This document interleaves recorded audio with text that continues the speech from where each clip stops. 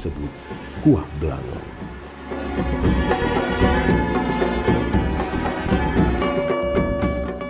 Dari segi definisi kata, kuah seperti yang kita ketahui bermakna air dari gulai atau daging. Dan belangong adalah istilah dari bahasa Aceh yang berarti belanga atau kuali besar yang digunakan untuk memasak. Ukuran kuali ini berdiameter sekitar 1 meter. Namun referensi lain ada yang menyebutkan bahwa kuah belangong berawal dari kata kuah belang, yang belang sendiri merupakan kata dari bahasa Aceh yang berarti sawah. Artinya, kuah belangong adalah tradisi memasak kuah daging dalam rangka menyambut musim tanam padi.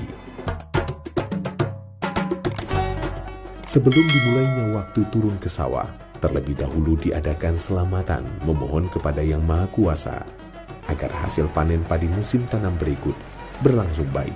Hajatan ini dinamakan kanuri belang atau selamatan turun ke sawah. Masyarakat akan menyembelih seekor sapi atau kerbau sesuai dengan kemampuannya dan dimasak dengan bumbu khas kuah belang di dalam belanga besar. Kemudian hidangan ini akan disantap bersama-sama. Hingga kini kuah belangong menjadi menu utama di setiap acara. Sebagian malah beranggapan tanpa menu kuah belangong, maka belumlah lengkap acara hajatan tersebut. Perayaan dalam bentuk apapun yang diselingi dengan makan bersama, kuah belangong merupakan menu utama di samping menu-menu yang lain.